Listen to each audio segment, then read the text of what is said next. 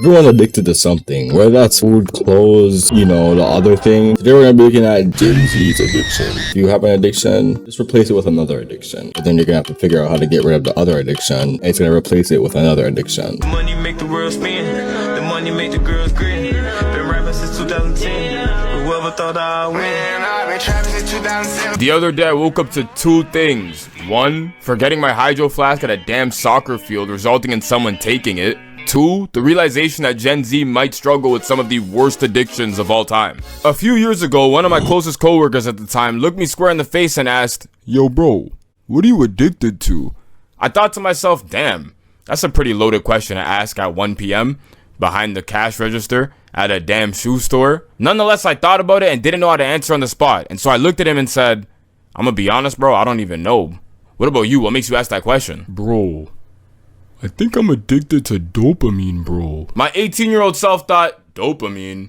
What the hell's this guy on about, bruh? I had only recently just barely passed chemistry, as neutrons, protons, and fucking electrons were never really much of my strong suit. And yet here I am with this nigga in front of me dropping the word dopamine as if he wants me to recite its chemical compound on the spot. Fast forward a few years later. The other day I had a shower thought. Oh, dopamine. He was addicted to a constant state of feeling good. But what is dopamine? Me too. Is it that me feeling too. you get when you bet the entirety of your paycheck on black? That feeling you get when the Such girl an finally DMs you back after her 12-hour nap? Or is it even that Adrenaline. feeling when you see a rush of people liking your new post? When I finally realized, damn, we're all addicted to dopamine in different ways for real. Not many people are addicted to dopamine. Some people are addicted to suffering. Some people put themselves through the suffering because it makes them feel better when they overcome it. And, you know, I'm always speaking from experience. Was whipping up sadness on a screen, boiling in anguish, like actual anguish, actual despair and bitterness on a screen. Mom is on social media, whether it be on the gram flexing their bougie restaurant entrees or their low-key spam account which contains their deepest and darkest secrets. There ain't a single nigga out there who ain't got at least one form of social media. Now, social media in itself isn't a bad thing, as I mean, we are the ones using it at the end of the day. But I wouldn't be surprised if the people who came up with Twitter, Instagram, or even f***ing TikTok study Don't even use behavior, it. as this shit is literally straight up addicting by design. You ever realize how doom scrolling has become so normalized that you even witness it when you're out in public? Like that ass, you'll be at the gym waiting for a machine when you start to notice the person's taking abnormally long. Alright, it's time to hit some lat pull downs. Never mind, there's already someone on the machine. Alright, it's whatever, I'll just go do something else and then come back. Yeah, it shouldn't take too long. Alright, time to hit some lat pull downs now. Let's go back to the machine, see what this guy, what the f? This nigga's still using the machine? Damn. Must be going for a PR or something. Alright, it's whatever though, I'll just check in one more time, it's all good. Alright, just finished this last workout. I gotta go see if this guy's still in the machine, bro. The gym's about to close. There ain't no way he's still there. Oh, hell no. In between sets at the gym, I'm playing Clash Royale. I'm trying not to let out the most anguishing Screams of suffering and pain due to this game. I use Clash Royale as my motivator. I get cooked up, and I'm just in rage. I just hit the PR. No, there ain't no way this guy's still on the machine, bro. I gotta see how much sets he has left, bro. Hey, yo, bro, how many sets you got left, big dog? Yo. I love a good Yo, bro. recipe, right? Putting together.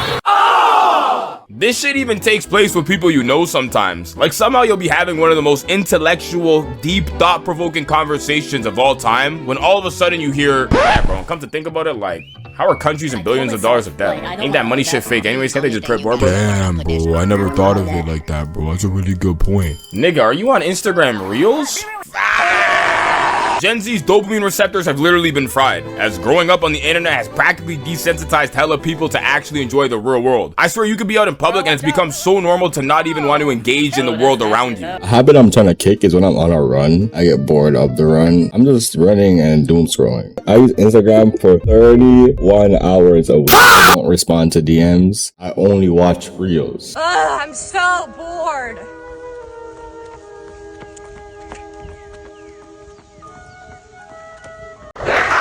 Dentist appointment, and majority of the people in your vicinity will be straight glued to their phone.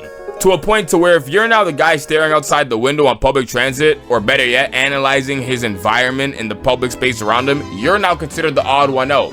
or the weirdo. At the end of the day, it's your life, so make sure you live the life you see fit. But there ain't no way in hell you can deny the simple fact that the human body was absolutely not designed to stare at a screen 24/7. We've all been or even know of the nigga who has abnormal amounts of screen time on his phone. Yo, that's me. Social media in its beginning stages wasn't too crazy. Back then, you only had niggas care about posting funny selfies or even pictures of random things. Then some time flew by and short form content quickly became the norm. I'll never forget the time one of my boys told me he beat TikTok. At first, I was like, what the fuck? How did you even beat TikTok? Then he showed me his phone, and not only were the videos on his For You page having only hundreds of likes, you know, the videos no one's seen before, but he had also had the same ones reappearing on his feed because they had nothing else to fucking show him. The year is 2025, in which gambling has somehow officially become mainstream. Like, don't get it twisted, the concept of gambling and even casinos had existed a long ass time ago, but now with the use of the internet, it all started with simple shit like opening cases in a damn video game. Back in these times, people used to stream themselves on Twitch doing mass openings in games, but then very quickly it somehow evolved to niggas straight up betting cartoonishly large amounts of money I'll probably never see in my life on virtual casinos. After hella controversy around the subject, Twitch decides it would be a good idea to ban it, as otherwise it would indirectly be endorsing this content to people who could potentially be underage. Fast forward 3 months later, a site named Kickdrop, which was a streaming platform, literally opened not that long after by Stake.com, the most visited online gambling site in the world. To this day, tens of thousands of niggas still tap into those streams, straight watching these guys burn through abnormally large amounts of money. The thing is, all this shit is just strictly the internet. At first, I thought to myself, damn, this shit is hella entertaining to watch. And then I quickly started to notice that hella people around me aren't just watching this shit, but they're actually gambling themselves. Gambling might be the biggest make or break. Gambling is only useful when you have a large sum of money and you want to double that money. So you go ahead and you either do a coin flip or you run it on dice, and God forbid you lose it. Game, bro. Yo, bro, what are your lines looking like, bro? My what? Your line, bro. Like betting, like your betting lines, bro. I don't really be betting like that, bro. You know what I'm saying? I'm not really tapped into the betting world like bro, that. like FanDuel, Bet365, Parlay. Yeah, no, I heard you, bro. I don't have those though. I don't really gamble. Bro, if you're a loser, just say that, bro. Like, don't get it twisted. Gambling sometimes can be hella enjoyable, whether it's with your friends or even on your ones. But there ain't no way in hell sitting in the passenger seat as your boy tries to gamble his way out of a fucking ticket is ever a good spot to be in. $475, but hold on 1 second. Oh, man. 13s versus 10s. You know, you gotta hit those. You always gotta hit those 13s. Sorry, sir. 1 second. Oh! Oh my god, I just got a dopamine hit from him just winning that just now. Possible spin on fucking slots. However, you might want to stick around though, just in case he wins, because then it's a different question. He might be the type to take the squad with him. Drugs and alcohol have existed since the dawn of time. I mean, this shit ain't nothing new.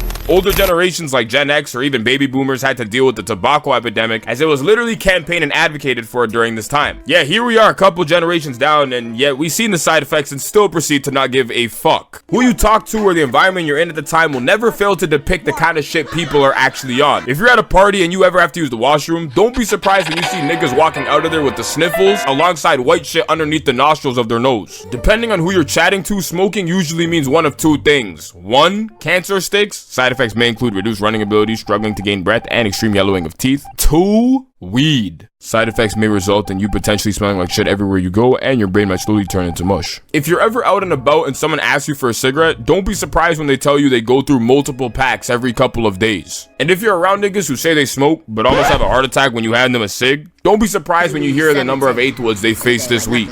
What was always funny is when in school they did those little anti-smoking PSA things. Like, I remember when we were younger, they used to call niggas down to the gym and have some public speakers showcase a video about why you shouldn't smoke or shouldn't do drugs because it's bad for you. Then niggas got older and couldn't give a flying fuck. Even the picture of the lung cancer on the box of the cigarettes, like, they don't give a fuck. There's lung cancer in front of your face every time you reach for a cigarette, and you don't give a fuck about how bad it was for them. Niggas will deadass look you square in the face and be like, bro, you know this shit has rat poison in it, bro? what the hell? Hell no, I did not know that shit.